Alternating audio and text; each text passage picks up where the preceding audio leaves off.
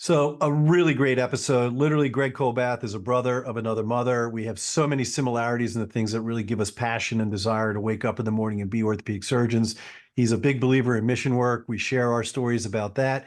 He is a leader in opioid sparing. We started about the same time in that process. He is an innovator. What I love about the story for our listeners out there that are part of medical device, he was a medical device rep for my tech before getting into medical school. So I think that gives us a really cool perspective. So he just has some really great, unique stories in the way in which he thinks about medicine. This is a really fun episode. You're going to like it. Dr. Sigman, hashtag follow the fro.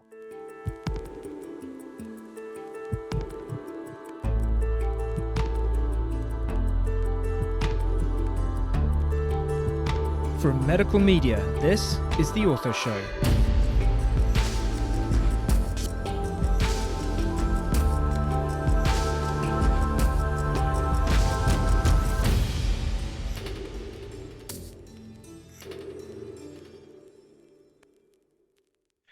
Hello, world. Dr. Scott Sigman, your favorite opioid-sparing orthopedic surgeon, here for another episode of the Ortho Show podcast, where everyone knows we bring you the best of the best. We have a special guest today. He's a close friend of mine, Dr. Greg Colbath, who's an orthopedic surgeon, sports medicine specialist, who's in private practice down in Spartanburg, South Carolina. And we share a tagline. If you go on LinkedIn, he says it himself as well. He is an opioid-sparing orthopedic surgeon. Greg, how are you, brother? Great to have you on. I'm doing great, Scott. Thanks for having me as well. It's been great to be able to listen to this over the last several years. So I'm glad you're hosting this. Yeah, well, you are about ready to be an Ortho Show alumni, dude. That is a big deal. I want you to know it's a big badge of honor these days. So, no, look, you and I have known each other for a while, so we'll tell some of those stories as we get going. But at the start, we always start at the beginning, which is, where and why. Now, you have an interesting sort of path, so I don't want you to jump right into that. But just tell us about where you grew up and, what were your thoughts? What did you really think you were going to be doing early on in life, and whether doctors in the family, all that kind of good stuff? Right. So I grew up in Atlanta and had really no immediate family members who were doctors. But my parents were very supportive and really encouraged, the scientific kind of background. And so I really enjoyed that growing up in high school. I was actually had a few mentors within my family or outside of my family who kind of led me to see that they enjoyed orthopedics or they enjoyed medicine. And that really comes my initial introduction. Actually had a good family mentor who was presenting some slideshows at one of our Sunday school meetings, and it was a mission trip he had done in Africa. And so it was really exciting as a young kid to be able to see that and have this kind of experience that no one else really had to be able to share this. So that really kind of was my first introduction.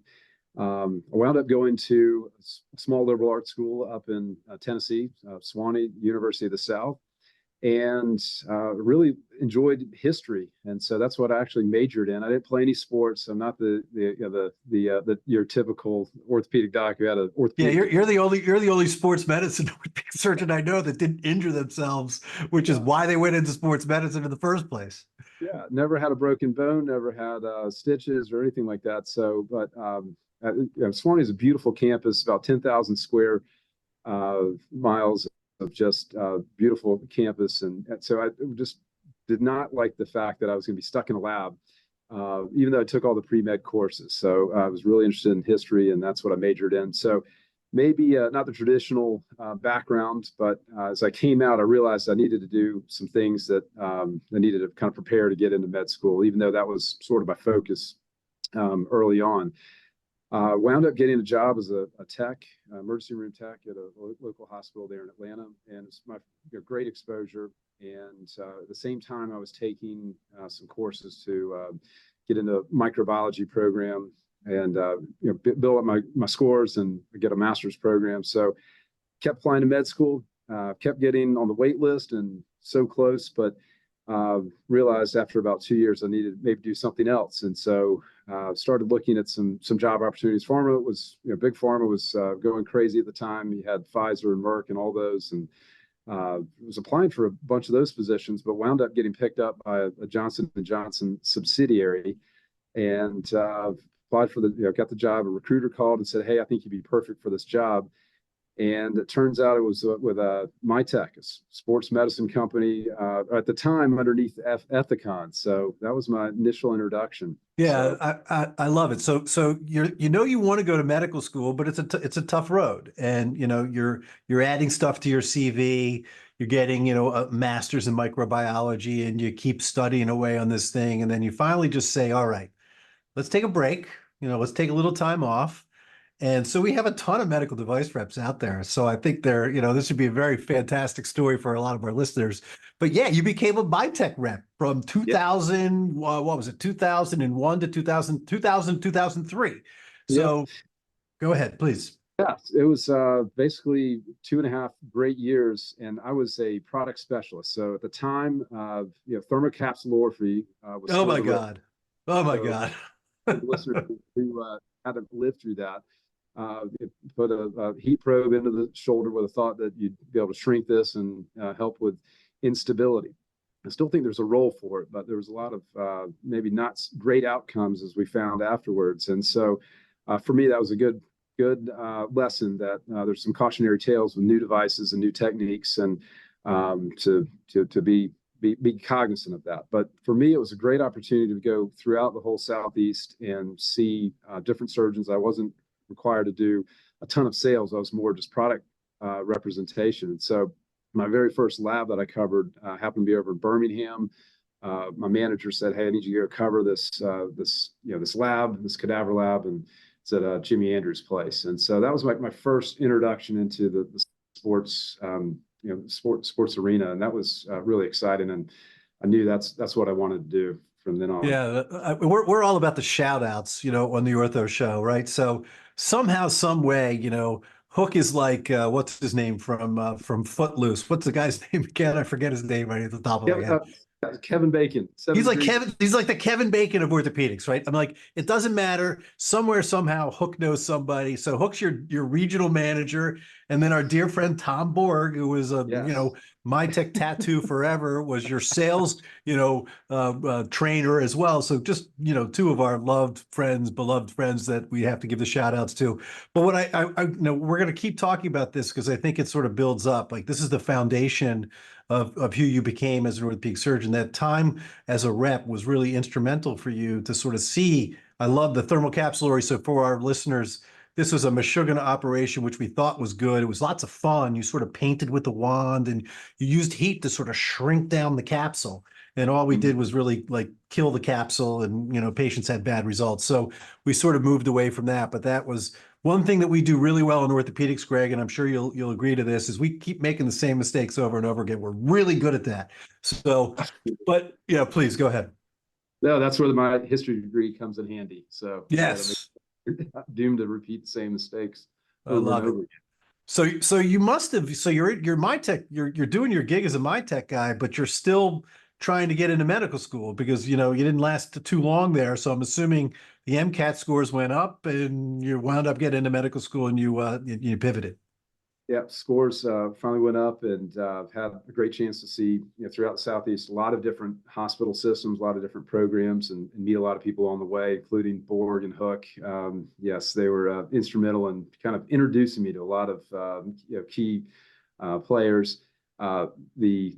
The crux of everything came down to MyTech was going to ship me off to start my new territory, and I was either going to go to Miami or Ohio. And my wife said, "Let's do one more round. Let's get into med school. Let's do this. This is what you want to do." So, all my credit to Molly for pushing me to do this. And I wound up moved down to Charleston, took a job as a tech in the ER again, and just kept applying, and we finally got into MUSC in Charleston.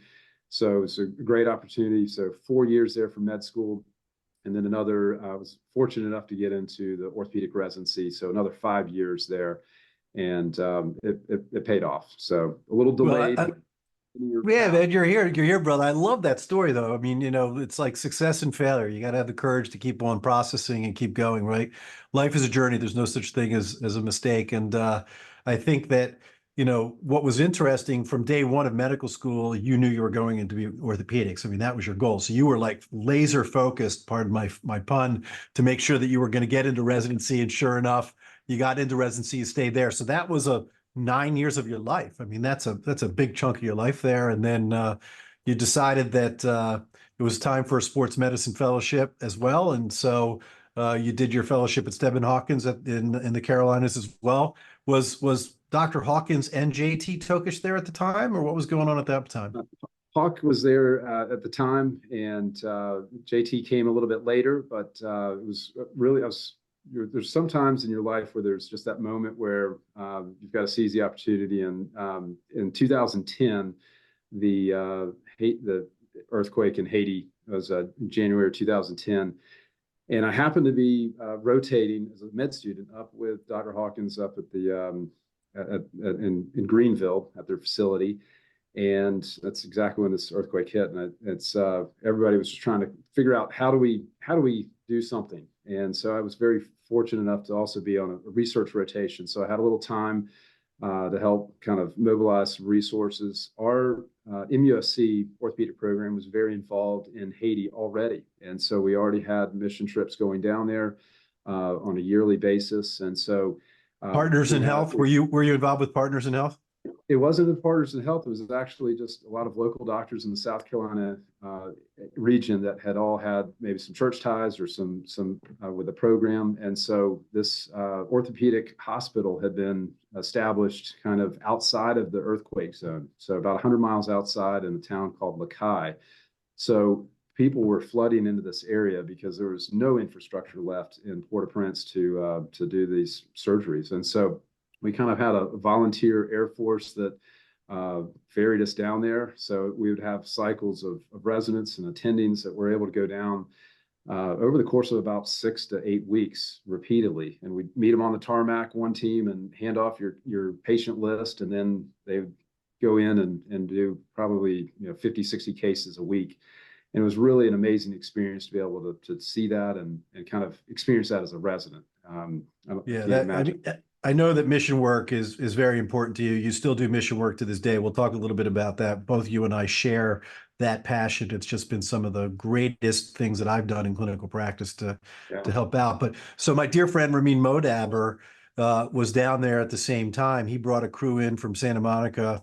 They got Matt Damon's plane. I mean, it's just this crazy story how they were able to get in there, and they spent, a few weeks there again, doing the best that they could to help these people that were just incredibly devastated. And man, Haiti is just what a place, man. It just continues to just have turmoil and issues. It's only gotten worse as of now. But all right, so dude, so then you do your fellowship, okay? You're doing sports medicine, and then it's time to go into private practice.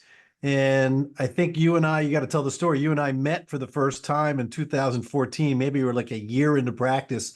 Again, I think it was Hook that made the arrangements. We met down at the academy for the first time, and you were just starting on board at that time. Yeah, so I think Hook, the great connector, always. We had dinner in New Orleans, and that was the first time I met you, and really just I think you're doing a lot with my tech at the time, so we had some common link there. And at the time, I don't think either of us were really cognizant of this opioid crisis. But then I think we circled back about 2 years later, and you're really getting involved with opioid awareness. And I was kind of doing a similar thing in my own practice here because I was a new guy in town. You're the mark. Yeah, everybody's trying to come and hit you up for pain medications. And I realized that something's going on here. And someone turned me on to this book called Dreamland. And it's by, if you're taking notes there at home, it's by a guy named Sam Quinones. And this one book really changed my entire perspective of how we need to be practicing and how we got into this opioid crisis. So, and now this is long before we had the Hulu and the Netflix painkillers episodes and Dope Sick, but very similar vein as how it was kind of twofold, that we had the opioid crisis that was generated by pharma and by aggressive sales strategy and our intent to do well and do no harm. But as we all know, we all got duped, right? You were training around the same time. You'd have a prescription pad in your white coat, You probably Yep. had signed 50 prescriptions in your coat because you knew you were going to have to write that many opioids for all Yep. of your attendings and all of those patients that were going to be going out. And that's how you were trained. We just, Yeah. so around the same time, that's exactly right. And then from there, when did we go to Ireland? What? This was, I think, around 2018. It was pre-COVID, but you had just, we're doing a course there, a sports medicine course in Ireland, Yeah. in Dublin. And I think I just gotten started with this social media thing. And There may have been a U2 concert that yeah, just may have happened at the same time for you. I'm just saying, Greg. yeah. I don't know. I mean, we could go back to the record books and look, but I think so. I was very fortunate enough to be invited to go to see the U2 concert in Dublin. So this is a bucket list item. So my wife and I went with some friends, and you happened to be, we were staying at a hotel. I saw on the agenda that you're going to be right down the street. So let my wife sleep in that morning and stole down the way. To your credit, you came in, you signed in, you did go to a few lectures. So in case anybody from the Sunshine Act is listening, you did actually go to lectures. I'll vouch for you. And then of course you went and saw U2. It was the Fro and the U2 show. So that's good for you, man. That was awesome. A good doubleheader. That was my first introduction to the ortho laser in its infancy. This was before you had gotten it all started, but that piqued my curiosity for sure. There was a really interesting laser specialist there that was giving a talk, which I found quite fascinating. He's one of the people that got me turned on, and then sure we'll talk a little bit about that as well. So I always joke around, but I always say Greg Colbath is one of my absolute favorite conference doctors. What do I mean by that? You can go to any conference, you can show up in any one of these sports meetings. You always have outstanding points. You bring out personal experience, you raise your hand. It's always a quality point. And then obviously you can lead the conversation and discussion as well. So, I just want to shout out and give you some kudos on that. When you're in the audience, I always feel good that we're going to get some good questions and involvement for sure. Thank you. I appreciate that. I think one of the things that Dr. Hawkins instilled in us is that you have to be a lifelong learner, and you have to have a passionate curiosity. He always says that. And I didn't really understand that until I missed the conferences. And that was one of the big things with COVID. I missed being able to go to these conferences, attending it. I do sports. I also focus on shoulder reconstruction. So I feel like we're constantly learning, and we're constantly having to ask ourselves, can we do this better? Can we improve our techniques? Can we do better for our patients? And so that I get so much out of not only conferences, but also attending other surgeons and going to see them in practice. I'm 10 years in, and I'm still trying to refine what I'm doing. And part of that is I've done trips to go see Buddy Savoie in New Orleans. Jeff Abrams has been a great mentor. I've seen him up in Princeton, and it's just amazing how many pearls you can take away from an OR, then also have that in a lecture format as well. No, and something I think that's such incredibly great advice. Andrew Wickline is another firm believer of that as well, who's a dear friend, an arthroplasty specialist. Once a year he carves out time to literally go and watch other people, even though he's a master surgeon as yourself is. You can still learn so much. And one of the other things that I really admire about you as well, Greg, is that you're an early adopter. You're not one of these dinosaurs that just only does what Hawk told you how to do this, or JT told you how to do it, so I'm not going to make any changes, which I think is one of the questions that I wanted to bring up. And it goes all the way back to your days as a MyTech rep. But let's talk about your industry relationships and how you feel you as a private practice doctor have a positive relationship with industry to be able to create change and be able to help your patients. I think, yes, I've also got a pretty unique perspective, having been on both sides of the drapes. There's as a rep and now as a surgeon. And so I've seen that evolution, and I've also understand that just because a market comes, or a product comes to market, doesn't mean that that's the latest, greatest. And we need to be cautious about adopting technology, but at the same time, we need to push the envelope a little bit and make sure that we're not staying with the same dogma that has been done forever. And so part of that is, I guess another period during my MyTech days that really shaped what I do and what I practice, and what I'm trying to do is the restore patch. And so that was where we thought biology and adding some biology to the rotator cuff constructs would help. And so this was a porcine graft. Everyone thought it was going to do great. And unfortunately, about 50% of these had almost immediate failures within 3 months. So I was very reluctant as I came through residency and fellowship and even afterwards to do anything related to a patch. And because I thought, hey, we've had these failures in the past, I'm not going to be doomed to repeat those. But we've had, I think, a lot of good advances over the last decade. And first, the rotation and some of the collagen patches. I know you were the first cow patch adopter. And so I've had very good success with those. And now we've even got some other patches. I think the BioBrace is really amazing in that you have strength at time 0, and you also have the collagen, and you have the biology and the matrix. So I think that's a special combination, and that's maybe the key to the success. And I enjoy making sure that I try to do everything I can do to get that rotator cuff to heal. And that's been probably the biggest thing that I've enjoyed over the last several years, is really trying to tweak this and get these outcomes better, because we've got to do better than 50%, 60%.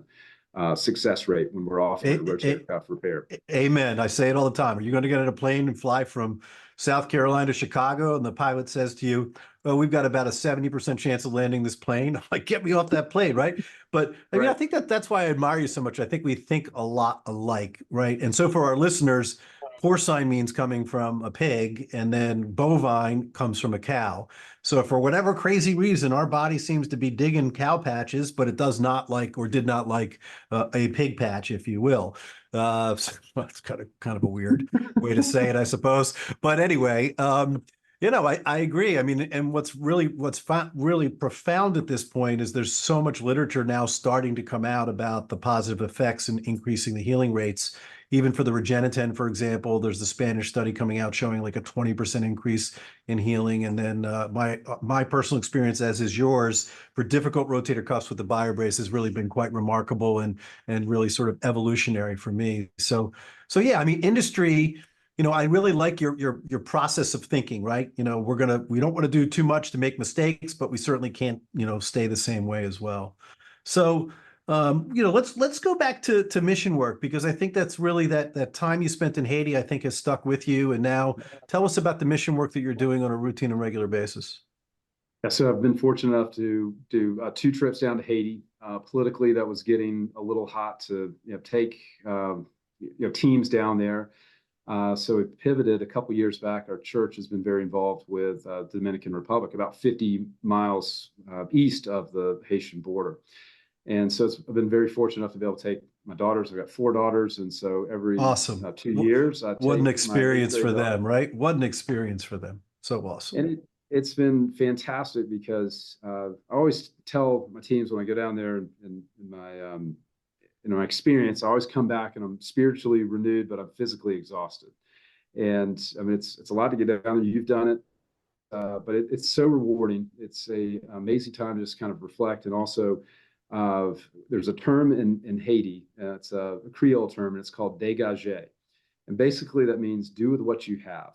And in America, I guess it would be MacGyvering. And that's what you have to do. You've got to go down there and MacGyver and make stuff work. Where here we get a little spoiled at the stateside, and we have flip rooms, and we have the latest and the greatest. And sometimes you just have to go down there and have some flexibility and be in ingenuity. And so I'm always coming back with some little pearls of wisdom that I learned either through the teams and some cross pollination. So I always come back, and I'm a little frustrated because I'm having to deal with EMRs and patient satisfaction scores and all those things that are first world problems, but you just take a little week or so to get readjusted with. But it's been a great experience. And so I've learned a lot from you and Michael Redler as well. And it's kind of nice. You guys are doing Honduras? Is that where you have been? Yeah, we go to Honduras with One World Surgery. They're actually opening a new center in the Dominican as well. So that's going to be a state-of-the-art surgery center that's going to be down there. So maybe there's a way to sort of bring everything together there, but something to consider in the future. Yes, I taught my team that I've been down there with, or an international missions group called Solid Rock. And so they had told me about One World, and they've met with those guys. So I hope to go down there when you guys have the ribbon cutting and maybe be part of that patients and Oh learn from you man. guys as well. That'd be great. Yeah, no, I absolutely love that. And you're spiritually lifted and physically exhausted. Just a wonderful comment because it's so true. I mean, you're literally, you're putting in 10, 12-hour days, you come back home, there's so much that we take for granted. I've been a patient now, everybody knows that. I've been on the other side myself. I had amazing, wonderful care, but the paperwork, the process, and all of the things that we go through compared to just being down there, and they're just so grateful. Maybe you get a chicken, maybe you don't get anything, but they come anyway, and you're there, and you're so gracious to be able to treat them. There's no opioids. We don't give out Right, prescriptions for pain right. medication. It just doesn't exist. Just go home and you're going to be okay, right? So many of the things that we've shared on that journey. So I'm really happy that you could share that with our listeners as well. So look, can we talk about laser? Are you allowed to talk about that right Yeah, now? yeah, I think so. We're getting close. Yeah, so everybody knows I'm the chief medical officer and founder of Ortho Laser, and I'm a huge proponent. And it was born out of my desire to find an opioid alternative for our patients to help them with, relief for pain and discomfort instead of a lot of the standard, care. And we've shown terrific results, and we're very proud, and we keep it expanding across the country at this time. And so the rumor is there's going to be an Ortho Laser coming to South Carolina. So tell us about what piqued your interest. Uh, I would say twofold. One, in Haiti, just like you mentioned, we did all those cases and we didn't have any opioids. And so that was the first time I came back and said, what are we doing differently in the US? So we do these total knees and have the patients in the hospital for 5 days and hooked up to a PCA pump, and they're getting post-op valve obstructions and all these things. And so something was a little bit different in Haiti, and I've kind of figured it out. We weren't giving opioids. We weren't having all these unintended consequences by our opioid prescription. And then I think just being on this crusade and understanding that opioid awareness and opioid addiction it's not just one town, it's not regional, it is throughout the US. And I started ratcheting back how much opioids I was prescribing.